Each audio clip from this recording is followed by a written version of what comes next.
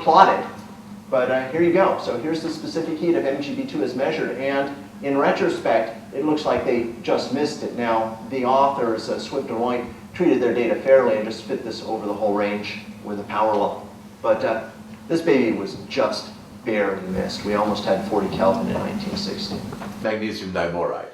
Now, not necessarily a high temperature superconductor, okay, but it will operate very well, let's say 20 or 25 degrees Kelvin. Considering the very, very good performance of MgB2 at 20K, I would say the immediate solution would be to cool MgB2 applications with cryocoolers. However, and the other possibility could be liquid hydrogen. Where now you have not only the fuel as hydrogen, but also the coolant for superconductivity. IPCO is safe at 77K, while BISCO 2223 is not safe at 77K at all. So if we want to reach good performance in high magnetic field, then we have to cool it down to 20K. And at 20K, we also have MgB2, so MgB2 can be competitive. In fact, it's not TC that's counting, but it's the gap that's counting.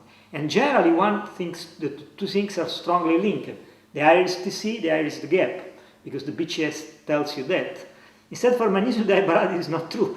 The TC is very high, but the gap, one of the gap is very small. And so you have a small gap in one band, it's the pi band, and in this band, as soon as you have enough energy to overcome this gap energy, you produce excitation, quasi-particles, or normal electrons, we call them. And this will dissipate. And so the material will degrade its properties. So there is a new opportunity. Some theoretical studies and also experimental studies are showing that if you put some disorder in the material, you might mix the two bands, and you might have the two gaps getting close. And the small one is increasing and the large one is decreasing, and they will merge to a single value. And this value will be fairly high. The prediction is that it will be something like 3.5 millivolts. It's much higher than niobium-13. So this could be, again, a new perspective for this material. As I understand, it's not a BCS superconductor. It shows certain different characteristics. Yes, it's a two-band superconductor, which raises extra complications. It is somewhat anisotropic, so it's in one direction its critical field is much bigger than in the other direction. We like to produce additives that would hybridize the bonds to make it more isotropic. This gives something for the physicists to do.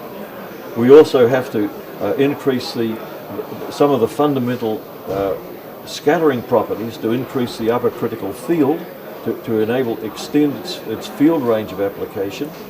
Well, the good news is that, in fact, there's a very curious phenomena here. This is a two-gap superconductor. We have two very weakly coupled superconducting gaps, two scattering channels.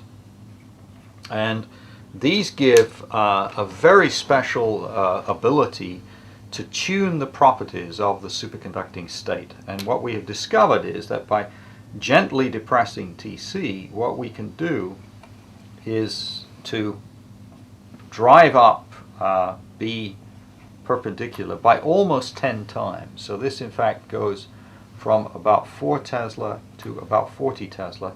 At the same time, this is going so high, the parallel upper critical field, we haven't yet measured it, but we think that this is about 70 Tesla. We wanted to grow crystals isotopically with boron isotope 10 and boron isotope 11.